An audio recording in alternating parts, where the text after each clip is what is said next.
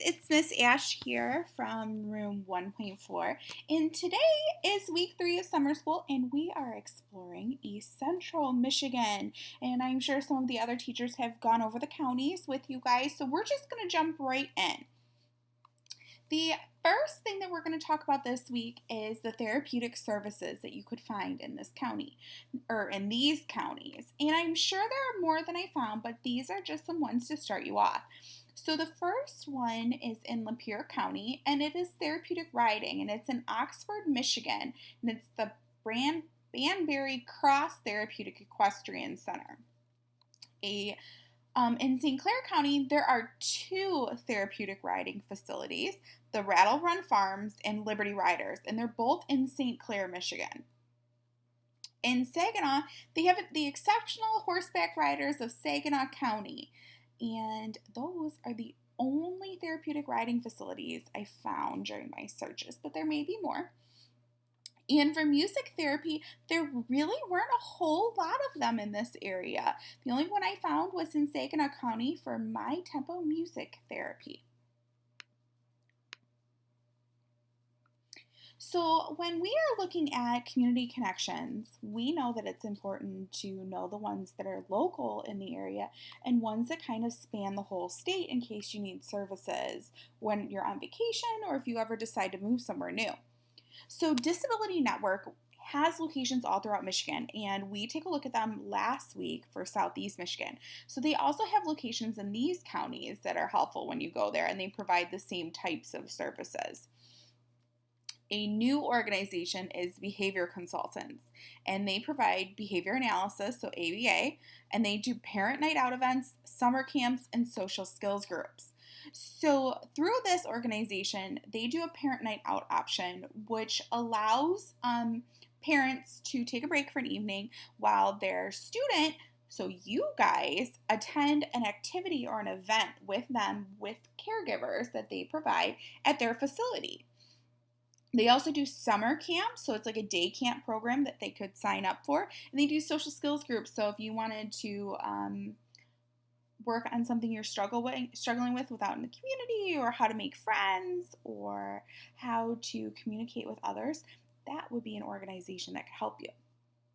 The last community connection that I wanted to talk about tonight is so cool. It's one of my favorite community connections. It's the Action Club. Now, the Action Club happens all over the state. This area of Michigan, however, has a pretty big one that has like over 12,000 members.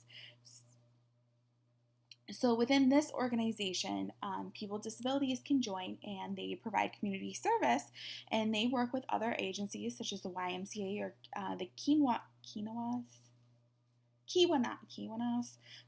group to do activities in the community. So they provide service to their community like we do at school when we go to the senior center to help out, or when we went to Baker College to do stuff like that, or when we do our paper drive. So it's a program that does all of those sorts of things, and it is so cool. So I hope you guys check it out.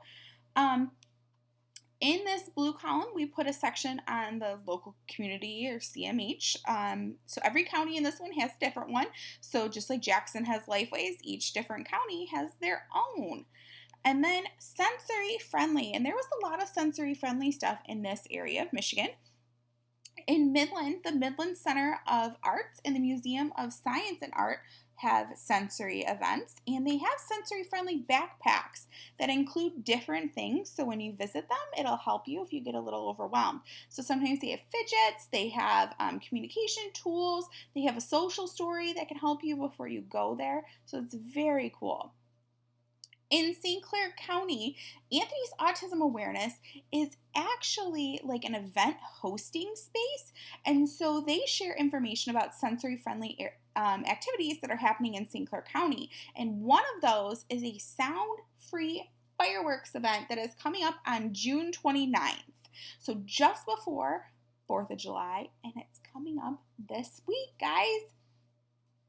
In Tuscola County, there is the Fowler Center, And the Fowler Center is actually a camping location. So they provide activities such as water sports, regular sports, creative activities. They do challenge events or like obstacle courses, and they do horseback riding, picnics, and more. So it's a summer camp that you could attend. In Genesee County, they have the Flint Children's Museum. And so this is kind of like the ones that are in Ann Arbor or in Lansing. And it's a special museum that you get to do everything hands-on and explore science in the world through your fingers. They also have the Sloane Museum at Cortland and the Planetarium. Now, the Sloane Museum has 2 locations, I believe. One is at the Cortland Mall, and one is at the Cultural Center, but that location is closed right now for renovations. However, they also have a planetarium, and the planetarium does sensory-friendly activities, so similar to how we do at Ella Sharp in Jackson. In Saginaw, they have the Mid-Michigan's Children's Museum that does sensory-friendly activities, and they have noise-canceling headphones, they have compression vests to help you if you get overwhelmed, and they have a couple of communication devices and a map that can help you pre-plan. In Bay County, there is another camp. It's Camp Fishtails, and they provide respite camps for families. So it's not like a week-long event, but it might be, or it could just be a weekend camp. And they happen all year long, and they're broken up by age groups, and they do different types of activities to give you something to do throughout the summer and throughout the year, while your parents can take a weekend away to do parent stuff, so you're not stuck doing parent things with them. So that's just a quick overview of all the stuff that's kind of happening in the community in those 10 counties. I hope you guys enjoy, and if you had to go to a summer camp, would you go to one of these? Let me know what you think.